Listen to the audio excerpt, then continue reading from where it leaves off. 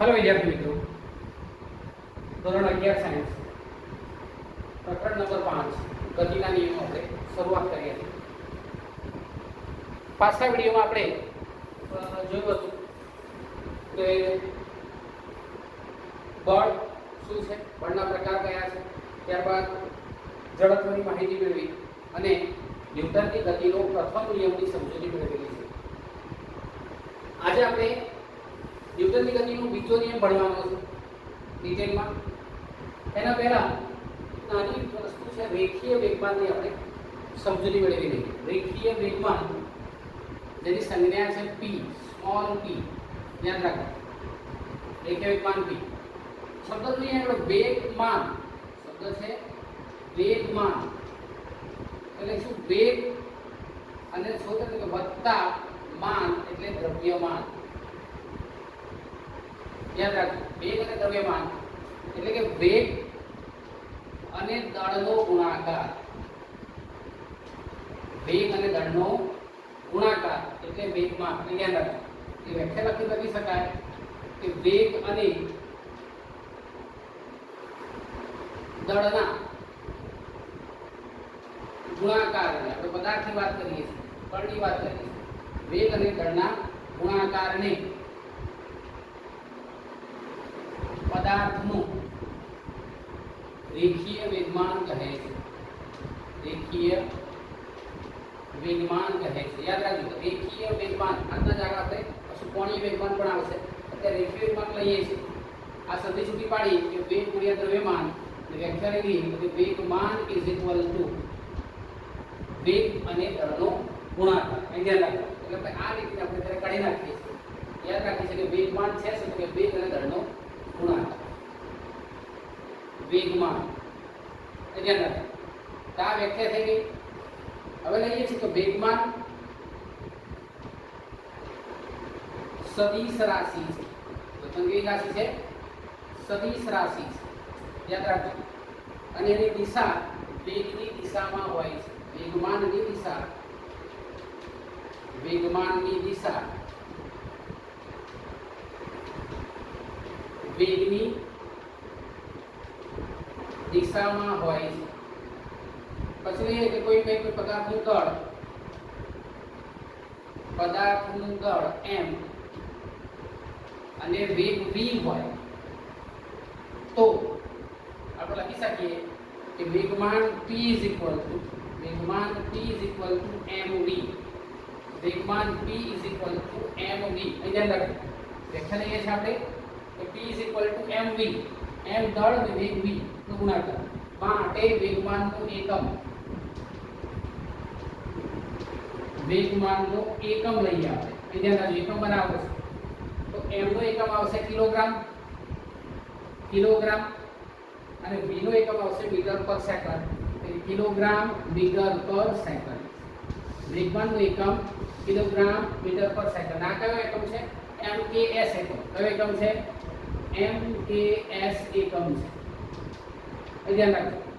કોઈ એક્ઝામ્પલ પૂછી લે તો cgs એકમ જણાવો તો cgs એકમ શું આવશે? કે cgs એકમ કિલોગ્રામ થઈ જશે ગ્રામ અને અહીંયા થશે સેન્ટીમીટર પર સેકન્ડ. ગ્રામ સેન્ટીમીટર પર સેકન્ડ એનો cgs એકમ છે. ક્લિયર છે? કોઈ પૂછી લે કે પારિમાણિક સૂત્ર કયું? પારિમાણિક સૂત્ર તો શું બનશે? અહીંયાથી કિલોગ્રામ એટલે m1, કિલોગ્રામ એટલે m1. અહીંયા લંબાઈ m એટલે l1, એટલે m1 l1, અને સમય સેકન્ડ છે એટલે t-1 છેદમાં છે એટલે t-1. તેનું પારિમાણિક સૂત્ર થશે m1 l1 t-1.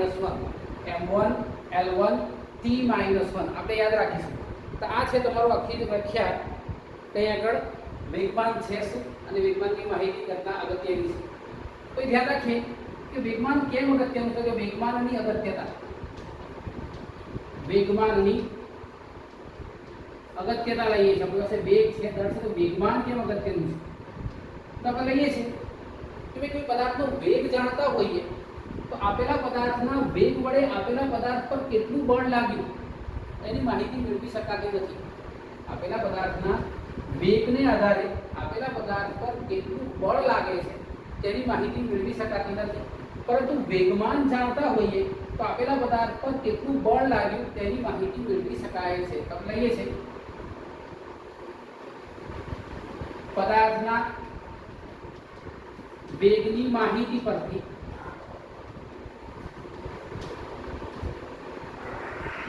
પદાર્થ પર લાગતા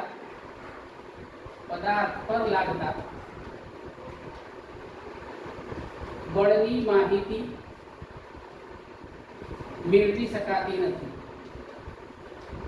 યાદ રાખજો, આ સેન્ટેન્સ છે બે બેકગ્રાઉન્ડ છે. ન્યૂટનની ગતિના બીજા નિયમ માટે જે બેકગ્રાઉન્ડ બનાવીએ છીએ એ બેકગ્રાઉન્ડમાં એવું કહીએ છીએ કે પદાર્થના વેગની માહિતી પરથી પદાર્થ પર લાગતા બળની માહિતી મેળવી શકાતી નથી, પરંતુ પદાર્થના વેગમાનની માહિતી પરથી બળની માહિતી મેળવી શકાય છે. આપણે ઉદાહરણ તરીકે એવું કહેતા હોય કે મારી પાસે બે પદાર્થો છે. એક છે પદાર્થ 1 અને બીજો છે પદાર્થ 2. અહીં ધ્યાન રાખજો, બીજો બે પદાર્થ છે, પદાર્થ 1 અને પદાર્થ 2. તો કે આ પદાર્થના બંનેના વેગ સમાન છે. બંને પદાર્થના કેવા છે? વેગ સમાન છે. અને આ પદાર્થ આપણે પદાર્થ 1 પદાર્થ 2 દરેક પદાર્થોના બંનેના વેગ કેવા છે? સમાન છે. અને આ પદાર્થો જે છે આપણે કોઈને મારીએ, આપણે એક હાથમાં એક પદાર્થ લીધો, પદાર્થ 1, અને કોઈને v વેગથી માર્યો. વેગ કેવા છે? એમાં સમાન છે. v વેગથી માર્યો. બીજો પદાર્થ પણ v વેગથી માર્યો. તો આપેલા વ્યક્તિને કેટલી ઈજા પહોંચી એની માહિતી મને વેગ પરથી મળતી નથી. એટલે કે મેં કેટલું બળ મારા હાથ વડે લગાડ્યું સમજ પડતી નથી. તો એક કામ કરું, ધારો કે આ પદાર્થનું દળ લઈએ છે m1 અને આનું દળ લઈએ છે m2. ધ્યાન રાખજો બરાબર સેન્ટેન્સ પર મારા શું કહીએ છે કે પદાર્થ 1 લીધો, પદાર્થ 2 લીધો, બંનેના વેગ સરખા રાખીને કોઈકને આપણે પોતાના ઉપર ઘા કરે. ધારો કે પદાર્થ લીધો મેં હાથમાં એક અને એ v વેગથી એને માર્યો. બીજો પદાર્થ લીધો ને v વેગથી માર્યો. તો અહીંયા જ્યારે બંને પદાર્થો જ્યારે આપણે મારીએ છીએ ત્યારે વેગ એના સમાન છે. તો કયા પદાર્થ કેટલી ઈજા કરશે મને સમજ પડતી નથી. પણ અહીંયા કામ કરે કે ધારો દળ m1 છે ને આ દળ m2 છે. આપણે ધારી લઈએ છીએ કે m1 m2 છે. m1 m2 છે એટલે વેગ સમાન છે એટલે વેગ ધારી લઈએ છીએ v છે. માટે પદાર્થનું વેગમાન કેટલું થશે? તો પદાર્થ 1 નું વેગમાન કેટલું થશે? આગળ તો કે m1v અને પદાર્થ 2 નું વેગમાન કેટલું થશે? તો કે m2v. બરાબર. પદાર્થ 1 નું વેગમાન થશે m1v, પદાર્થ 2 નું વેગમાન થશે m2v. આપણે કહ્યું છે કે m1 m2 માટે m1v m2v થશે. માટે p1 p2 થાય. માટે પહેલા પદાર્થનું વેગમાન બીજા પદાર્થના વેગમાન કરતાં વધારે છે. માટે આને લઈ લઈએ તો કે આ એક m1 દળનો પદાર્થ છે જેનું દળ અહીંયા લઈએ છે, એનું વેગમાન p1 છે. m2 દળના પદાર્થનું વેગમાન p2 છે. માટે p1 વેગમાન વધુ બળ લગાડશે. p1 વેગમાન વધુ બળ લગાડશે. કેમ? કે દળ વધારે છે. અહીંયા જોયું ને આપણે તો ભાઈ m અને v નો ગુણાકાર, m વધારે તો p વધારે, m ઓછું તો p ઓછું. વેગ વધારે તો જો p વધારે, અહીંયા વેગ સાથે પણ જોડાયેલો છે. અહીંયા તક એની પણ આપણે માહિતી સમજવાનો પ્રયત્ન કરીએ છીએ. તો અહીંયા આપણે માહિતી મળે છે કે ભાઈ વેગની અગત્યતા શું છે? વેગમાનની અગત્યતા કે પદાર્થના વેગની માહિતી પરથી પદાર્થ પર લાગતા બળની માહિતી મેળવી શકાતી નથી, પરંતુ પદાર્થના વેગમાનની માહિતી પરથી આપણે બળની માહિતી મેળવી શકીએ છીએ. એ આ ઉદાહરણ દ્વારા જો ધારો કે અહીંયા મેં પથ્થર લીધો છે, આ એક પથ્થર લીધો છે અને અહીંયા એક લીધો છે, એક ધારો કે આપણે કાંકરી લીધી છે.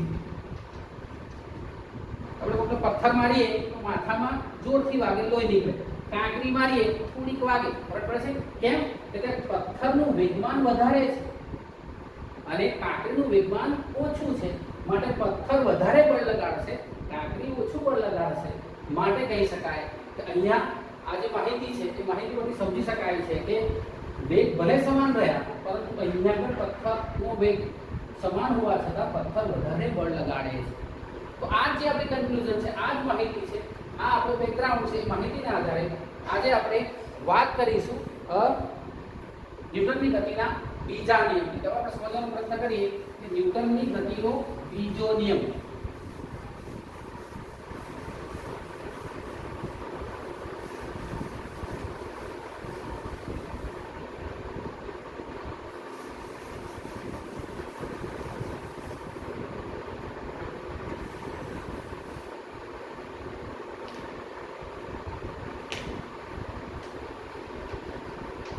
ન્યૂટનની ગતિનો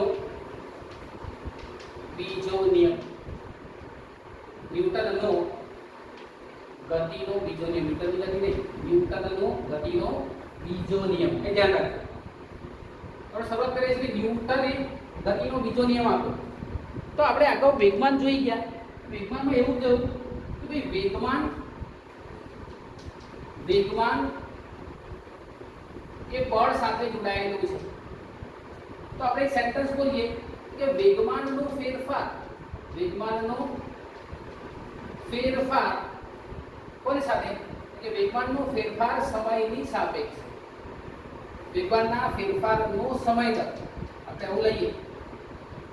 વેગમાનના ફેરફારનો સમય દર આપણને શું આપે છે? કે વેગમાનના ફેરફારનો સમય દર પદાર્થ પર લાગતા બળનું મૂલ્ય આપે છે. વેગમાનના ફેરફારનો સમય, તો વેગમાન એ બળની માહિતી આપે છે. વેગમાન પરથી બળની માહિતી મેળવી શકાય છે. આપણે વેગમાનમાં જોયું. તો આપણે કોઈ વેગમાનના ફેરફારનો સમય દર શું કરે છે? કે વેગમાનના ફેરફારનો જે સમય દર છે એ વેગમાનના ફેરફારનો સમય દર તેના પર લાગતા પરિણામી બળના સમપ્રમાણમાં હોય છે. નિયમ આવો છે, આવું લઈએ છીએ. વેગમાનના ફેરફારનો સમય દર તેના પર લાગતા બળનું મૂલ્ય આપે છે.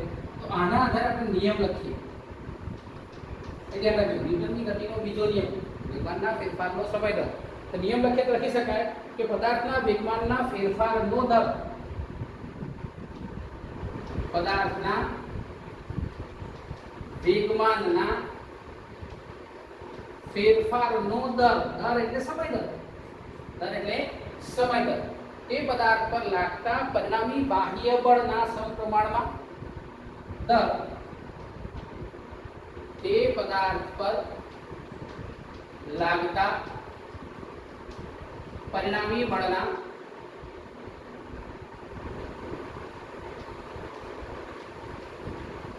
સમપ્રમાણમાં અને લાગતા વેગમાનના ફેરફારની દિશામાં હોય છે. અહીં ધ્યાન રાખજો, બરાબર ધ્યાન રાખવાનું છે. અને લગાડેલા બળની દિશામાં હોય છે. સમપ્રમાણમાં અને લગાડેલા બળની દિશામાં હોય છે. યાદ રાખજો. પદાર્થના વેગમાનના ફેરફારનો સમય દર, એટલે પદાર્થના વેગમાનના ફેરફારનો દર એ પદાર્થ પર લાગતા પરિણામી બળના સમપ્રમાણમાં અને લગાડેલા બળની દિશામાં હોય છે. વેગમાનનો ફેરફાર ક્યાં છે? એટલે લગાડેલા બળની દિશામાં છે. વેગમાનના ફેરફારનો જે સમય દર છે ક્યાં છે? લગાડેલા બળની દિશામાં છે. તો લઈએ છીએ કે જો પદાર્થના વેગમાનનો ફેરફાર ડેલ્ટા પી, આપણે તરીકે થોડુંક લાંબુ લખીએ. ડેલ્ટા પી ની જગ્યાએ આપણે લખીએ કે ધારો કે પદાર્થ પર F બળ લાગે છે. પદાર્થ પર F બળ લાગે છે. તો પદાર્થ જે છે એ પદાર્થમાં લઈએ છે તો કે પદાર્થનો કોઈ પદાર્થનો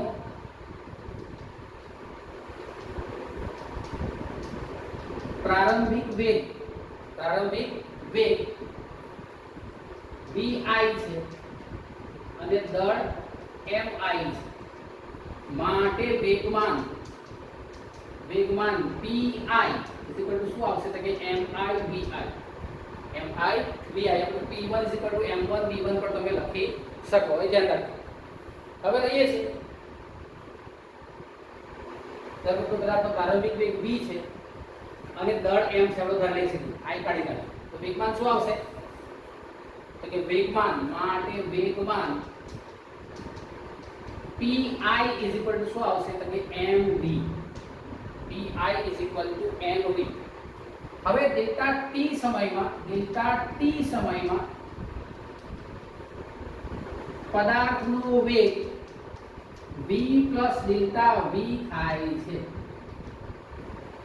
તો ડેલ્ટા t સમયમાં પદાર્થનો વેગ v ડેલ્ટા v થાય છે. પહેલા વેગ કેટલો હતો? v. તો વધી ગયો કેટલો? Delta v. v delta v થાય છે. માટે વેગમાન, આ તો પ્રારંભિક વેગમાન. હવે લઈએ છે અંતિમ વેગમાન. અથવા લઈએ અંતિમ વેગમાન. અહીંયા લઈએ છે પ્રારંભિક વેગમાન. ક્લિયર છે? અંતિમ વેગમાન અને પ્રારંભિક વેગમાન કઈ રહે છે? pf. આપણે સેન્ટેન્સ ત્યાં લખી દઈએ. માટે અંતિમ વેગમાન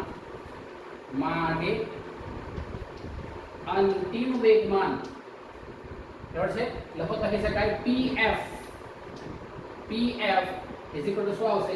m v plus delta v. માટે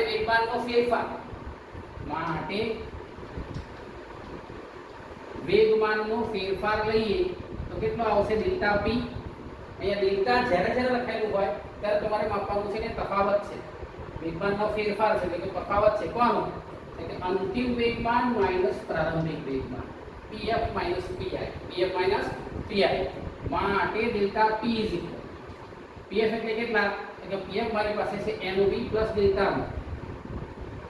mv plus m delta v મેં પણ છોડી નાખ્યું. mv plus m delta v તો પ્રારંભિક કેટલું? તો કે mv. ક્લિયર છે? mv થી mv કેન્સલ આઉટ થઈ ગયા, મને ડેલ્ટા v કેટલો મળ્યો? તો કે m delta v. m delta v જેટલો મળ્યો તે આપણને મળ્યું delta p is equal two m delta v. હવે લઈએ છે હવે ન્યૂટનની ગતિના અહીંયા લખી શકાય કે લાગતું બળ F ચલે છે delta P upon delta T. આ નિયમ એવું કહે છે કે F ચલે છે delta P upon delta T. F ચલે છે delta P upon delta T. માટે F is equal to K delta P upon delta T. આ છે તમારે ન્યૂટનની ગતિનું બીજા નિયમનું પ્રારંભિક સ્વરૂપ. F is equal to K delta P upon delta T. માટે F is equal to K delta P upon delta T है. K delta P upon delta T है. માટે F is equal to K અહીંયા રહે છે delta P ની જગ્યાએ શું લખીશું? M delta V upon delta T. M delta V upon delta T. એ ધ્યાન રાખો બરાબર છે? F is equal to K M delta V upon delta T. જો डेल्टा T टेंड्स टू 0 હોય तो F is equal to આપણે K ને M ના ચલ લઈએ છીએ Km limit delta T tends to 0 delta V upon delta T. Delta V upon delta T માટે F is equal to Km delta V upon dV upon dt. યાદ રાખો વેગનું સમયની સાપેક્ષે પ્રથમ વિકલન ક્લિયર છે? dv upon dt તેને તમે અહીંયા પણ મૂકી શકો કે જો ડેલ્ટા t ટેન્ડ્સ ટુ 0 તો શું આવશે? F is equal to K dv upon dt. dv upon dt clear છે? કે Km dv upon dt. પરંતુ dv upon dt is equal to પ્રવેગ, આપેલા પદાર્થનો પ્રવેગ, આપેલા કણનો પ્રવેગ is equal to a. અને શું આવશે? તો કે F is equal to kma.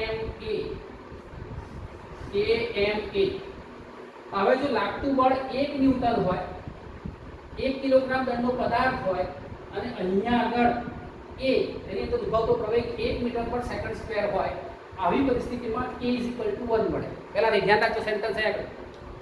જો આપેલા 1 કિલોગ્રામ દળના પદાર્થ પર 1 ન્યૂટન બળ લાગે તો ઉદ્ભવતો પ્રવેગ જો 1 મીટર પર સેકન્ડ સ્ક્વેર હોય તો k is equal to આપણને કેટલા મળશે? 1.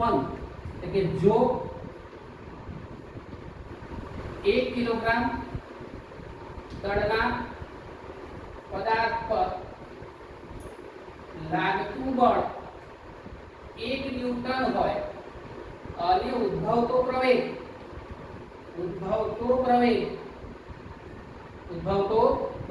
1 મીટર પર સેકન્ડ સ્ક્વેર હોય તો આપણને મળે k is equal to 1. યાદ રાખો k is equal to 1. તો નિયમ મળી જશે F is equal to ma.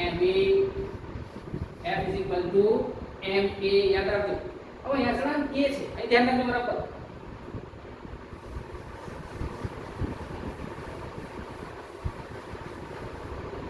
અહીંયા જો F is equal to kma તો કઈથી લખી શકાય? k તો અચળાંક છે માટે f ચલે છે ma. f ચલે જો f ma આપણને મળી ગયા f ma. પ્રચાર ની સ્વરૂપ પડ્યું ન્યૂટનની ગતિના બીજા નિયમનું આ સ્વરૂપ છે f ma. ક્લિયર છે? તો f ચલે છે ma એટલે કે લાગતું બળ f એ દળ અને પ્રવેગના ગુણાકારના સમપ્રમાણમાં હોય છે. અહીં ધ્યાન રાખજો. પદાર્થ પર લાગતું બળ પદાર્થના દળ અને પ્રવેગના ગુણાકારના સમપ્રમાણમાં હોય છે. ક્લિયર છે? પદાર્થ પર લાગતું બળ પદાર્થના દળ અને પ્રવેગના ગુણાકારના સમપ્રમાણમાં હોય છે. તો આ પણ ન્યૂટનની ગતિના બીજા નિયમનું સિદ્ધાંત છે. યાદ રાખજો. પહેલા આપણે જોયું છે કે ભાઈ વેગમાનના ફેરફારનો સમય દર બળ જેટલો હોય છે તો બળના સમપ્રમાણમાં હોય છે. આવું આપણે જોયું કે ભાઈ f ચલે છે delta p upon delta t એટલે કે f ચલે છે dp upon dt. f ચલે છે dp upon dt. અહીંયા k લીધો હોય તો k 1 લઈએ. અહીંયા k 1 લઈએ તો આપણું સ્વરૂપ શું થશે? મને લખી શકાય કે ભાઈ f પદાર્થ પર લાગતું બળ એક્સટર્નલ ફોર્સ કુલ બળ f પરિણામી બળ પણ યાદ રાખીએ કેટલું આવશે તો કે f dp upon dt આપણે સ્વરૂપ અહીંયા મળ્યું એની કિંમત માન લઈએ તો કે m dv upon dt આ t છે. યાદ રાખજો આ t છે. m dv upon dt આપણને કેટલા મળ્યા તો કે ma. k 1 લઈએ તો અહીંયા ધ્યાન રાખો f dp upon dt m dv upon dt ma. હજુ આપણે લખવું હોય તો વેગ ધ્યાન રાખજો. જે આપણે વેગ લઈએ છીએ એ વેગને ધ્યાન રાખજો. વેગ નું હજુ વિકલન કરી નાખીએ તો આપણને મળે f m d2x upon dt2. f m d2x upon dt2 અને આ પણ ન્યૂટનની ગતિના બીજા નિયમનું સ્વરૂપ જ છે. તો f dv upon dt f m dv upon dt અને f ma શું છે? ન્યૂટનની ગતિના બીજા નિયમનું વિધાન આપણને મળે છે. તો આપણે અહીંયા ધ્યાન રાખવાનું છે. અહીં ધ્યાન રાખજો. હવે આ જે છે આપણને મળ્યું f ma. f ચલે છે ma. અગત્યનું વિધાન છે IMP વિધાન. કેમ? તો કે આના પરથી મને બળની દિશાની સમજ પડે છે કે બળ ક્યાં લાગે છે. તો કે બળની દિશા ક્યાં હોય આપણે સમજીએ છીએ. તો લઈએ છે તો કે બળ એ સદિશ રાશિ છે. બળ એ સદિશ રાશિ છે. યાદ રાખજો. અને બળની દિશા પદાર્થના પ્રવેગની દિશામાં હોય છે. યાદ રાખજો. વેગમાનની દિશા વેગની દિશામાં તો લાગતા બળની દિશા પ્રવેગની દિશામાં હોય છે. આ નિયમ પરથી આપણને ખબર પડે છે f ma જે દર્શાવે છે કે અહીંયા પર દિશા ક્યાં છે કે પ્રવેગની દિશામાં છે. પદાર્થની બળની દિશા એ પ્રવેગની દિશામાં છે. હવે એ છે f નો એકમ બળનો એકમ લઈએ તો કે બળનો એકમ એ ન્યૂટન છે. ન્યૂટન ઉષ્મા કેપિટલ N છે. ક્લિયર છે? હવે f ma એટલે કે f ma પરથી આપણને મળે છે f ma પરથી મારી વ્યાખ્યા તો એકમ શું આવશે તો કે f નો એકમ કેટલો આવશે? m નો એકમ કિલોગ્રામ, a નો એકમ મીટર પર સેકન્ડ સ્ક્વેર. કિલોગ્રામ મીટર પર સેકન્ડ સ્ક્વેર. હવે વ્યાખ્યા આપી છે ન્યૂટનની વ્યાખ્યા. તો તેનો CGS એકમ ડાઇન DYNE તો ફક્ત લખીએ ડાઇન છે. અને એક ડાઇન અથવા f નો એકમ શું થશે? કિલોગ્રામ નું ગ્રામ, મીટર નું સેન્ટીમીટર અને આ સેકન્ડ સ્ક્વેર. તો આ થયો 1 ડાઇન. એક ડાઇન બરાબર કેટલા? તો કે 1 ગ્રામ પર સેન્ટીમીટર પર સેકન્ડ સ્ક્વેર. આના આધારે આપણે ન્યૂટનની વ્યાખ્યા આપી. ન્યૂટનની વ્યાખ્યા બળના એકમની વ્યાખ્યા એટલે કે ન્યૂટનની વ્યાખ્યા. ક્યારે કહી શકીએ કે પદાર્થ પર લાગતું બળ ન્યૂટન 1 ન્યૂટન છે? તો કે જો 1 કિલોગ્રામ દળના પદાર્થમાં 1 મીટર પર સેકન્ડ સ્ક્વેર જેટલો પ્રવેગ ઉત્પન્ન કરવો હોય તો લગાડવું પડતું બળ કેટલું આવશે? 1 ન્યૂટન. કે 1 કિલોગ્રામ દળના પદાર્થમાં, યાદ રાખો, 1 કિલોગ્રામ દળના પદાર્થમાં 1 મીટર પર સેકન્ડ સ્ક્વેર જેટલો પ્રવેગ ઉત્પન્ન કરવા માટે ના જરૂરી બળને 1 ન્યૂટન, કૌંસમાં કેપિટલ N, 1 ન્યૂટન કહે છે. સેન્ટેન્સને ધ્યાન રાખજો. 1 કિલોગ્રામ દળના પદાર્થમાં 1 મીટર પર સેકન્ડ સ્ક્વેર જેટલો પ્રવેગ ઉત્પન્ન કરવા માટે જે જરૂરી બળ છે એ બળને આપણે શું કહીશું? 1 ન્યૂટન. તો ડાઈનની વ્યાખ્યા આપવી હોય 1 ડાઈન, તો શું વ્યાખ્યા આપશો? 1 ગ્રામ દળના પદાર્થમાં 1 ગ્રામ દળના પદાર્થમાં 1 સેન્ટીમીટર પર સેકન્ડ સ્ક્વેર જેટલો પ્રવેગ ઉત્પન્ન કરવા જરૂરી બળને 1 ડાઈન કહે છે. તો અહીંયા આગળ આપણી પાસે ન્યૂટન અને ડાઈનની વ્યાખ્યા આવી. પછી બંને વચ્ચેનો સંબંધ કે 1 ન્યૂટન બરાબર 10⁵ ડાઈન. ચેપ્ટર 2 માં આપણે આ સાબિત કરેલું છે. 1 ન્યૂટન બરાબર 10⁵ dine. 1 newton is equal two 10⁵ dine હોય છે. મિત્રો આ થયા બળની તમારો એકમ અને બળની વ્યાખ્યાઓ. એ ધ્યાન રાખજો. ક્લિયર? તો આખી માહિતી આપણે થઈ ગઈ ન્યૂટનની ગતિના બીજા નિયમની. તો ન્યૂટનની ગતિનો બીજો નિયમ તો કે બળ એ સદિશ રાશિ છે. બળની દિશા ક્યાં હોય? તો કે લાગતા પ્રવેગની દિશામાં હોય છે. લાગતા પ્રવેગની દિશામાં હોય છે. બીજી વાર યાદ રાખી લો, 1 ન્યૂટન બરાબર 1 કિલોગ્રામ મીટર પર સેકન્ડ સ્ક્વેર અને 1 ડાઈન બરાબર 1 ગ્રામ સેન્ટીમીટર પર સેકન્ડ સ્ક્વેર. ક્લિયર છે? હવે આપણે એક થોડુંક વર્ક કરી લઈએ જે આપણા ટૂંકા પ્રશ્નોમાં કામ લાગે. આપણે આમાં લખ્યું હતું કોઈ વેગમાનનો એકમ કયો હતો? કે સર કિલોગ્રામ મીટર પર સેકન્ડ.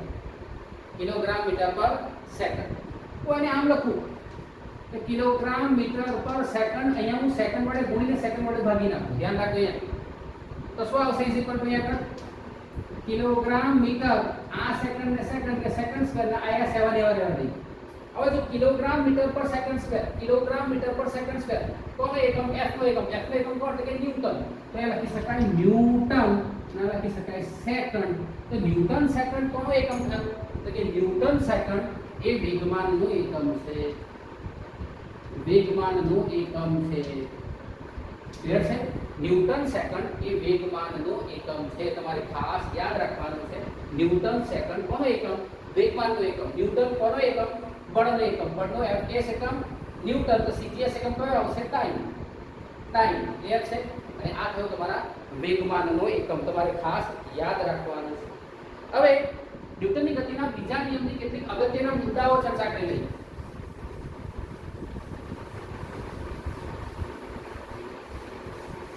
ન્યૂટનની ગતિના બીજા નિયમના અગત્યના મુદ્દાઓ.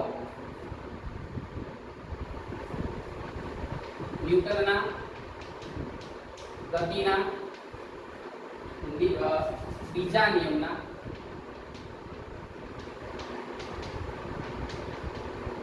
અગત્યના મુદ્દા. તો અગત્યના મુદ્દા નોંધતા હોઈએ ત્યારે નિયમ શું છે? તો કે ન્યૂટનની ગતિનો બીજો નિયમ F ઇઝ પહેલો મુદ્દો. F is equal two ma છે. ઇઝ ઇક્વલ ટુ ma એટલે શું આવશે? dv/dt. m is equal two dv/dt.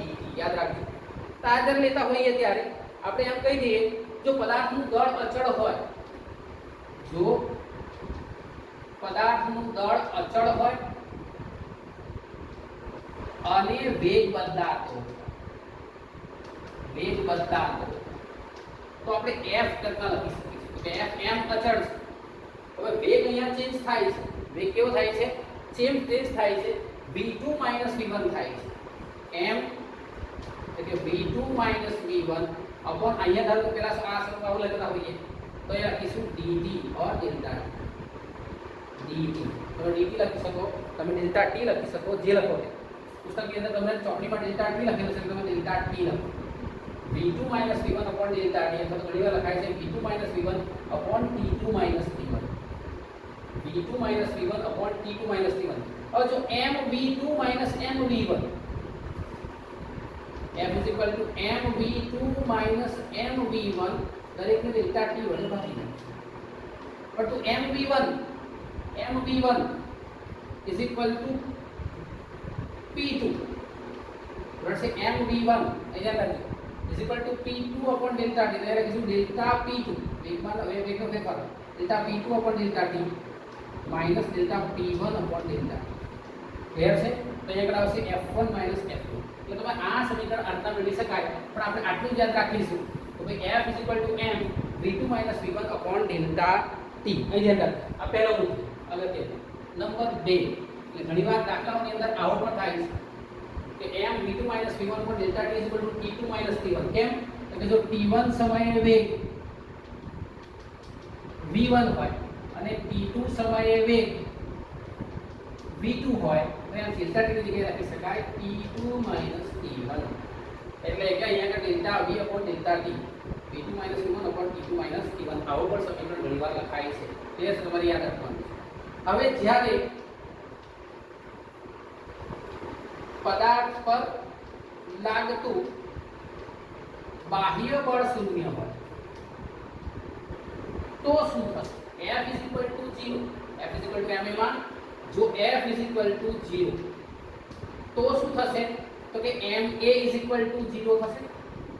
ma is equal to 0. પદાર્થનું દળ તો હાજર જ હોય તો લખી શકાય માટે a is equal to 0. જો પદાર્થ પર લાગતું પરિણામી બાહ્ય બળ શૂન્ય હોય તો ઉદ્ભવતો પ્રવેગ 0 હોય છે. f is equal to 0 હોય તો પ્રવેગ શૂન્ય મળે છે. ક્યારે? જ્યારે પદાર્થ લાગતું બાહ્ય બળ શૂન્ય હોય તો અહીંયા લખી શકાય પદાર્થનો પ્રવેગ શૂન્ય હોય છે. પ્રવેગ કેવો હશે? 0 હશે. પ્રવેગ કેવો મળશે? આપણે 0 મળશે. અને આ શું છે? એટલે કે આ એ ન્યૂટનની ગતિનો પ્રથમ નિયમ છે. પ્રથમ નિયમ છે કે જો પદાર્થ પર બાહ્ય બળ ના લાગતું હોય તો પદાર્થનો પ્રવેગ 0 થઈ જાય, કે પદાર્થ કોઈ હિલચાલ કરે નહીં. નંબર 3 અહીંયા લઈએ છીએ ન્યૂટનની ગતિનો બીજો નિયમ બળનું મૂલ્ય આપે છે. બળનું મૂલ્ય આપે છે. યાદ રાખો ખાસ. ન્યૂટનની ગતિનો પહેલો નિયમ બળની વ્યાખ્યા આપે છે, તો ન્યૂટનની ગતિનો બીજો નિયમ બળનું મૂલ્ય આપે છે. તો આપણે ખાસ નોંધીશું. હવે જે છે એ બળ સદિશ રાશિ છે, માટે એની દિશાઓ x સાથે, y સાથે, z સાથે કેટલા આવશે તો આપણે લેતા હોઈએ ઘણીવાર તો નિયમો લખવાના છે, મૂલ્ય આપે છે અને તે બળ સદિશ છે. નંબર 4 બળ સદિશ રાશિ છે માટે x દિશામાં લાગતું બળ આપણે લઈએ fx. તો m તો કેવો આવશે? અચળ. અહીંયા શું લખીશું? max. અને આગળ લખવું હોય તો લખી શકાય is equal to dpx upon dt. dpx upon dt અથવા m dvx upon dt. અને આમ પણ લખી શકાય m dvx upon dt. y દિશા માટે એટલે કે y દિશામાં શું લખાય? fy is equal to may is equal to dpy upon dt is equal to m dvy upon dt. યાદ રાખજો. એટલા z દિશામાં લખવું હોય કે z દિશામાં તો કે Fz સદિશ રાશિ હોવાથી x દિશામાં હોય તો x દિશામાં બળ, તો પ્રવેગ x દિશામાં તો બળ x દિશામાં, પ્રવેગ y દિશામાં તો બળ y દિશામાં. યાદ રાખજો વેગમાનના ફેરફારનો સમય દર જો y દિશામાં તો બળ y દિશામાં. Fz શું લખાશે? Maz dpz/dt mdvz/dt. યાદ રાખજો બળ સદિશ છે એટલે આપણે આ ત્રણ સ્વરૂપો આજના લખી શકીએ છીએ. ધ્યાન રાખજો. હવે લઈએ છે અહીંયા આગળ આ જે સમીકરણ છે F ma એ કણથી માંડીને મોટા મોટા દરેક પદાર્થો ઉપર સહેલાઈથી લગાડી શકાય છે. ક્લિયર છે? હવે આપણે ઘણીવાર એવું લેતા હોઈએ કે પદાર્થ પર બળ લાગે છે. એક સરસ મજાનું એક ચોથો મુદ્દો છે.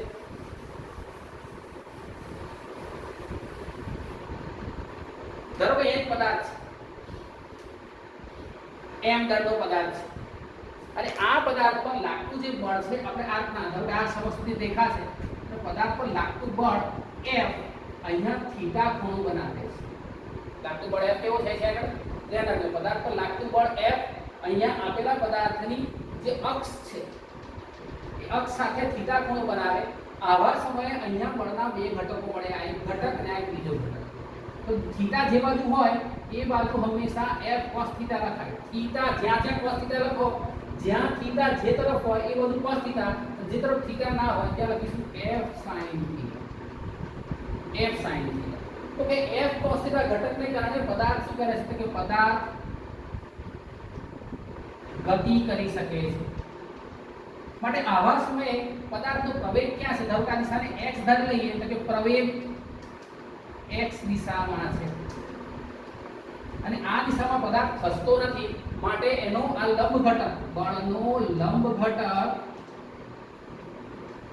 F sin થીટા મને કેવો મળે છે? 0 મળે છે. F sin થીટા કેવો મળે છે? મને 0 મળે છે. તો F sin થીટા 0, અહીંયા થીટા ધ્યાન રાખજો. આખો લેતા હોઈએ ત્યારે થીટાનું મૂલ્ય આના આધારે તમે મેળવી શકો છો. પણ આપણે આગળ ચર્ચા કરીશું ત્યારે દાખલામાં જોઈશું. તો એક વિધાન છે કે જો પદાર્થ પર લાગતું બળ પદાર્થની અક્ષ સાથે થીટા ખૂણો બનાવતું હોય ત્યારે અહીંયા બે ઘટકો મળશે, F cos થીટા અને બીજો F sin થીટા. તો F cos થીટા પદાર્થને કારણે પદાર્થ ગતિ કરે છે. F sin થીટા ઘટક કેવો થઈ જાય છે? 0 થઈ જાય છે. કેમ? તો કે આ દિશામાં કોઈ પ્રવેગ નથી. અહીંયા a 0 છે માટે F sin થીટા 0 છે. અહીંયા પ્રવેગ છે માટે પદાર્થ આ દિશામાં ગતિ કરે છે. ક્લિયર? માટે બળની દિશા આ દિશામાં છે એટલે F cos થીટા ઘટકને કારણે પદાર્થ ગતિ કરી શકે છે. આ વસ્તુ તમારે ખાસ યાદ રાખવાની છે.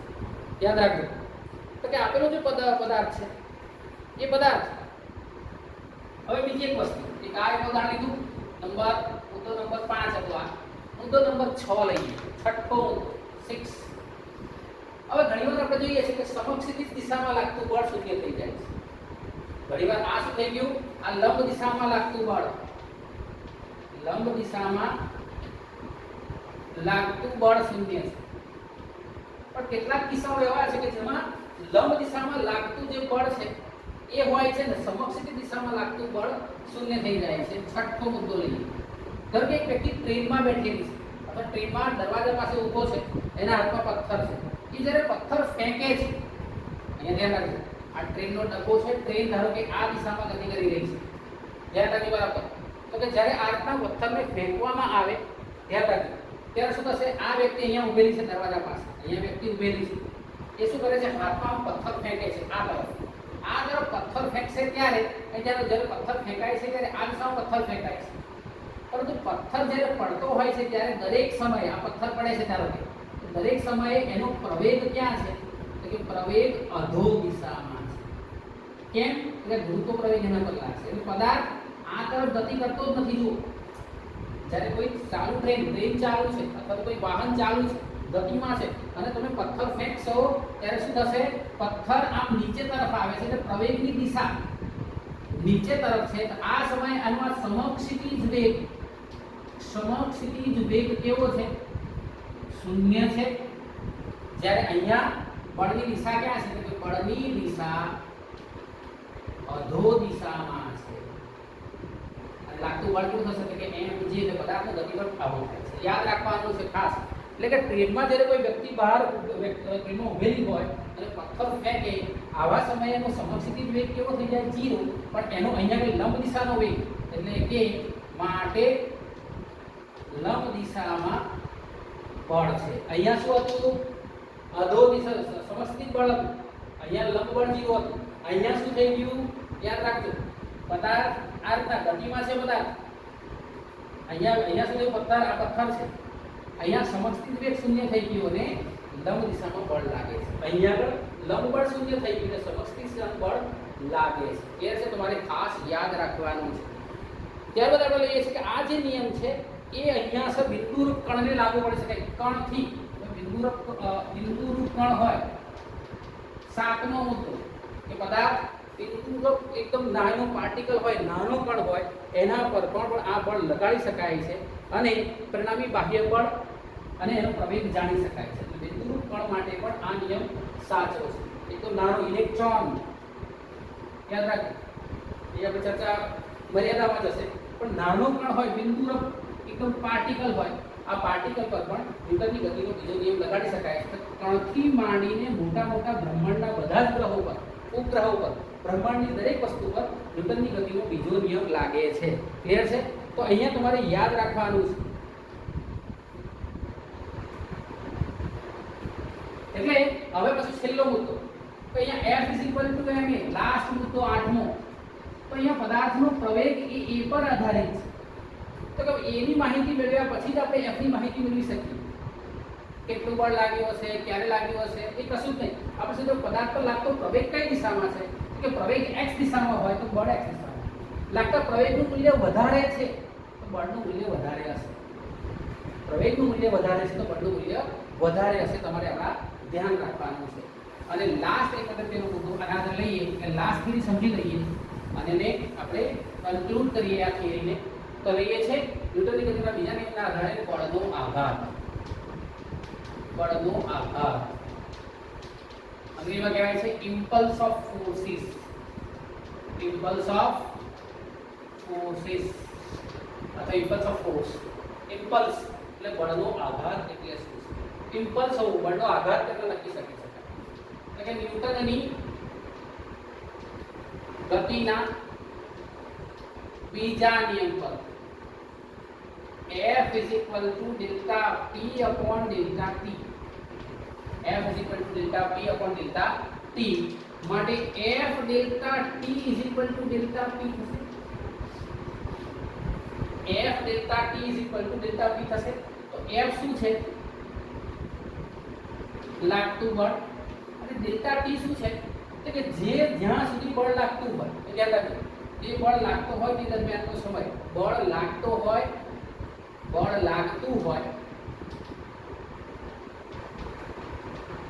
તે દરમિયાનનો સમય, આ બંનેનો ગુણાકાર કરીએ, બળ લાગતું બળ અને બળ લાગતું હોય તે દરમિયાનનો સમયનો આપણે જો ગુણાકાર કરીએ તો મને શું મળે છે? કે અહીંયા જો મને મળે છે એ આપણે કહીએ છીએ બળનો આઘાત. બળનો આઘાત યાદ રાખજો. ઇમ્પલ્સ ઓફ ફોર્સિસ છે એટલે કે બળ અને સમયનો ગુણાકાર. બળ અને સમયનો ગુણાકાર જ છે. એટલે કે પદાર્થ પર લાગતું બળ અને તે બળ જેટલા સમયગાળા માટે લાગતું હોય, પદાર્થ પર લાગતું બળ અને તે બળ જેટલા સમયગાળા સુધી લાગતો હોય તેના ગુણાકારને, કોના કે બળ અને સમયના ગુણાકારને બળનો આઘાત કહે છે. બળનો આઘાત કહે છે. ઇમ્પલ્સ ઓફ ફોર્સ શું કહીશું? કે પદાર્થ પર લાગતું બળ અને જે સમયગાળાનો ગુણાકાર ને બળનો આઘાત કહે છે. એટલે F delta T બળનો આઘાત. અને બળના આઘાતનું મૂલ્ય વેગમાનના ફેરફાર જેટલો હોય છે તેનું મૂલ્ય વેગમાનના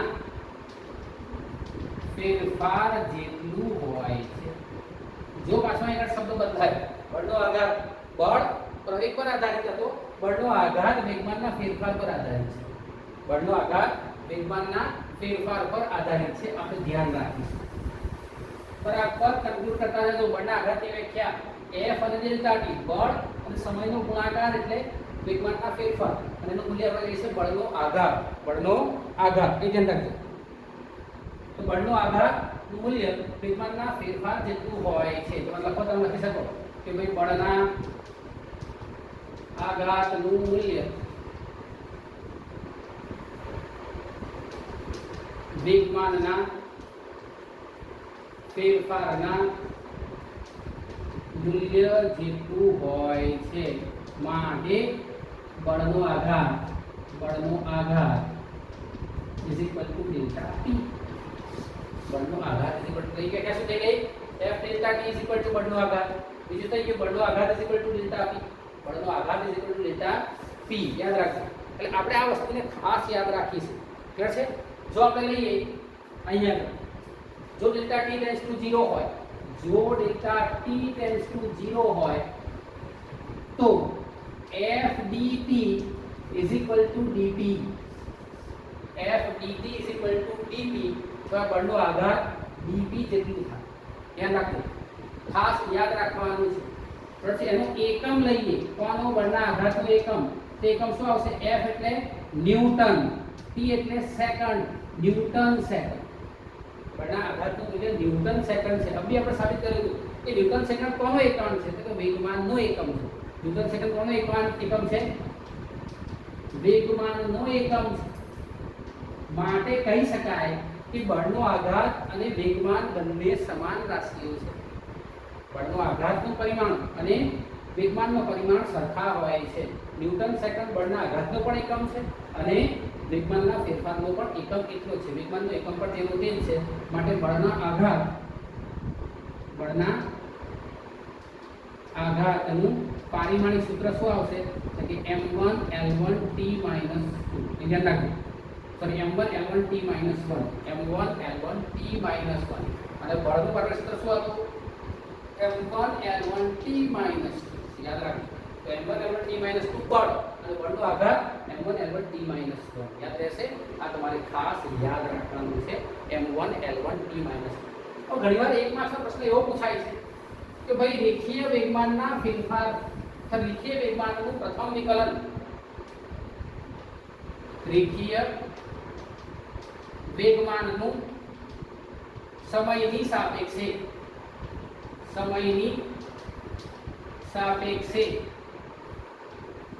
પ્રથમ વિકલન ખાલી જગ્યા આપે છે. તો આપણે હમણાં લખ્યું હતું F = dp/dt. p નું સમયની સાપેક્ષે પહેલું વિકલન શું આપે? બળ આપે છે. આટલું તમને સમજ પડતી હોવી જોઈએ. તો મિત્રો આખી વાર્તા થઈ ગઈ. વેગમાન, બળનો ન્યૂટનની ગતિનો બીજો નિયમ તે બળના આઘાત. તો થિયરી આપણે અહીંયા પૂરી કરીએ છીએ. આવતીકાલે આપણે થોડા એક બે ઉદાહરણ લઈ લઈશું. અથવા ઘણી વાર એની અંદર કારણ પૂછાય છે. તો ભાઈ ક્રિકેટર છે, ચર્ચા કરી લઈએ, આવતીકાલે ચર્ચા ના કરવી પડે. ભાઈ ક્રિકેટર છે, એમાં એક ક્રિકેટર જે છે અનુભવી છે અને એક નવો છે. બંને ફિલ્ડિંગ કરી રહ્યા છે. તો અનુભવી ક્રિકેટર જ્યારે કેચ પકડશે, યાદ રાખજો, ત્યારે શું કરે છે? તો કે જ્યારે કેચ પકડતો હોય ત્યારે એ પોતે શું કરે છે? જે દિશામાંથી પદાર્થ આવે છે એ દિશામાં આમ આ રીતે હાથને આમ નીચે તરફ ખેંચે છે. બોલ આ તરફ આવતો હોય, આમથી બોલ લઈને સીધો આમ હાથને ખેંચી લે છે. યાદ રાખજો, પહેલાથી કેચ આવે છે, બોલ આવે છે ત્યારે ક્રિકેટર શું કરશે? બોલને આમ લઈને પોતાના હાથ આમ નીચે તરફ ધીરે ધીરે એના વેગની દિશામાં, વેગમાનની દિશામાં, અહીં ધ્યાન રાખજો, એ ખેંચે છે. તો ધીરે ધીરે બળનો આઘાત કેવો થઈ જાય? ઓછો થઈ જાય. એટલે કે અનુભવી ક્રિકેટર જ્યારે કેચ પકડતો હોય છે ત્યારે તે આપેલા વેગની દિશામાં, દડાની વેગની દિશામાં પોતાના હાથને ધીરે ધીરે નીચે તરફ લાવે છે. પરિણામે બળનો આઘાત કેવો થઈ જાય છે? ઓછો થઈ જાય છે. અને અનુભવી ક્રિકેટરના હાથને કોઈ નુકસાન પહોંચતું નથી. જ્યારે તે નવો ક્રિકેટર હોય, નવો મેચ રમવા ગયો છે, તો શું કરશે? બોલને આમ ધક્કામથી પકડવા જશે અથવા ત્યાં તે પોતાના હાથ રાખશે. પોતાના હાથ ત્યાં ને ત્યાં જ રાખશે એટલે બળનો આઘાત તેના પર વધી જશે અને તેના હાથને ઈજા થાય છે. તો ઘણીવાર કારણ પૂછાય છે કે ભાઈ અનુભવી ક્રિકેટરના હાથને કેચ પકડતા હાથને નુકસાન થતું નથી. જ્યારે નવો ક્રિકેટર કોઈ હોય નવું શીખેલો ક્રિકેટર હોય અને કેચ પકડે તેના હાથને નુકસાન થવાનું ભય રહે છે. કારણ કહીશું કે અનુભવી ક્રિકેટર વેગની દિશામાં દડાની દિશામાં પોતાના હાથને ધીરે ધીરે નીચે તરફ લાવે છે, માટે બળનો આઘાત કેવો થઈ જાય છે? ઓછો. તો અહીંયા શું થશે? બળનો આઘાત ઓછો થાય છે. યાદ રાખજો, બળ અને બળનો આઘાત ઓછો થાય છે. કેમ? તો કે એનો સમય વધી જાય છે. ધીરે સમય વધારી દીધો એટલે ઓટોમેટિકલી બળનો આઘાત ઓછો થઈ ગયો. અહીંયા શું થાય છે? બળનો આઘાત વધારે હોય છે, માટે શું થાય છે? ઈજા થાય છે. હાથની આંગળી ફાટી જાય, હાથની આંગળી તૂટી જાય, આ બધું થાય છે. ઘણીવાર ક્રિકેટરો પોતાના હાથે પેપ કેપિટલ રૂટીન ફરે છે. એટલે જોઈ લેવાનું કે એણે ફિઝિક્સના આ નિયમને બરાબર સાંભળ્યો નથી, સમજ્યો નથી. ફિઝિક્સના આ નિયમને શીખી લે કે ભાઈ જ્યારે કેચ પકડીએ ત્યારે આઘાતને ઓછો કરવા માટે અહીંયા ધીરે હાથને આટલા નીચે લાવવાનું છે. કેચ પકડીને જ્યારે દડો આવતો હોય ત્યારે ધીરે હાથને નીચે લાવો ત્યારે આઘાત કેવો થઈ જાય? ઓછો થઈ જાય છે. આ વસ્તુ તમારે ખાસ યાદ રાખવાની છે.